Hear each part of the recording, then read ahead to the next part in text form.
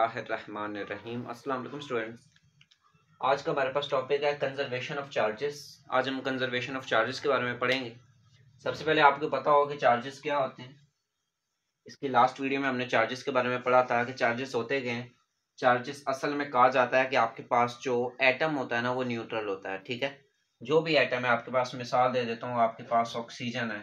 ये oxygen atom शुरू में अब न्यूट्रल है, समझा रही है, इसके ऊपर कोई चार्ज नहीं है। लेकिन जब ये ऑक्सीजन किसी दूसरे ऑक्सीजन से या किसी दूसरे और भी एटम से, ठीक है, शेयरिंग करेगा, इलेक्ट्रॉन शेयरिंग, अपने इलेक्ट्रॉन लूज करेगा या गेन करेगा, ठीक है, तो इसके ऊपर चार्जेस आ जाएंगे। अगर ये इलेक्ट्रॉन गेन करेगा तो नेगेटिव चार्ज आ जाएगा, और अगर इलेक्ट्रॉन लूज करेगा तो पॉजिटिव चार्ज आ जाएगा। ठीक है, यानी आपके पास चार्ज क्या होता है, आपके पास गेन और लूज ऑफ इलेक्ट्रॉन्स। ठीक है, तो अब आपसे कह रहा है कि ये जो चार्ज है ना ये कंजर्व रहते हैं। ठीक है, अब आपको पता होगा कि कंजर्व होता क्या है। आप लोगों ने 9-10 में पढ़ा होगा, conservation of energy, conservation of mass, और इसी तरह कंजर्वेशन ऑफ चार्ज। कंजर्व का मतलब है कि आपके पास जो एनर्जी, आप जैसे एनर्जी कंजर्वेशन का मतलब है जो एनर्जी है वो आप खुद से पैदा नहीं कर सकते और एनर्जी को डिस्ट्रॉय नहीं कर सकते। ठीक है, एनर्जी आप क्रिएट भी नहीं कर सकते, एनर्जी को आप डिस्ट्रॉय भी नहीं कर सकते। एनर्जी क्या होती है, एनर्जी एक फॉर्म से दूसरी फॉर्म में चेंज होती है।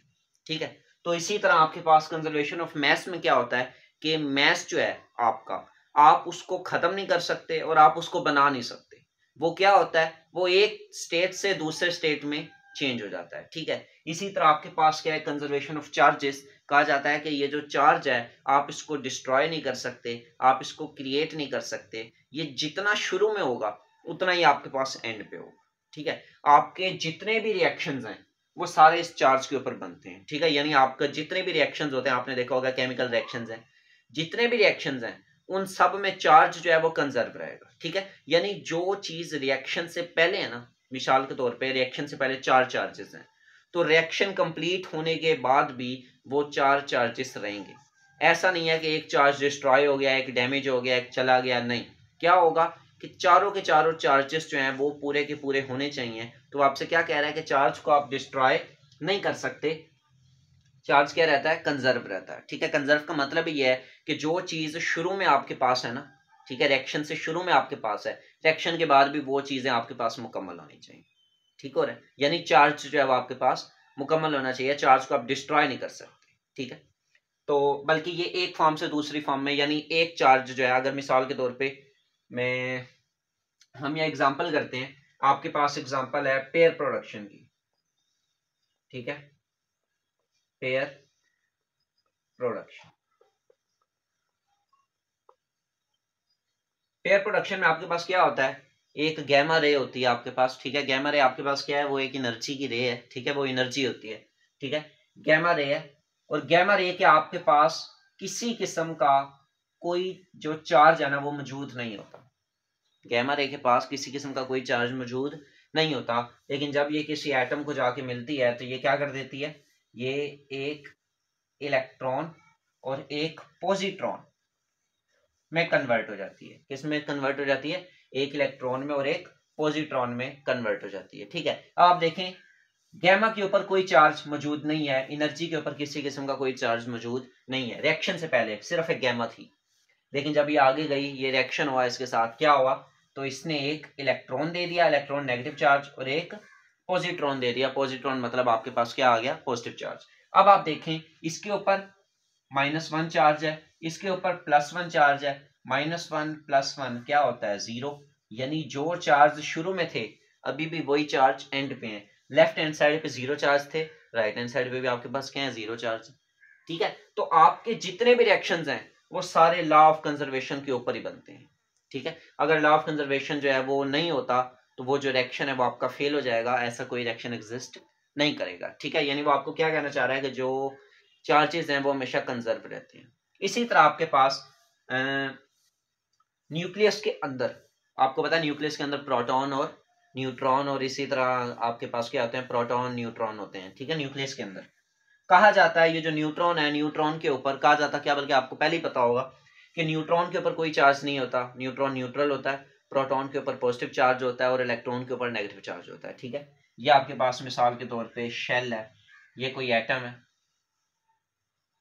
सेंटर में क्या होता है, न्यूक्लियस होता है, उस एटम का न्यूक्लियस होता है।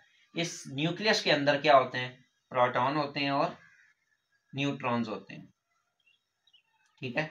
और जो इलेक्ट्रॉन्स होते हैं वो आपके पास ऐसे इस शेल में मौजूद होते हैं, ठीक हो गया।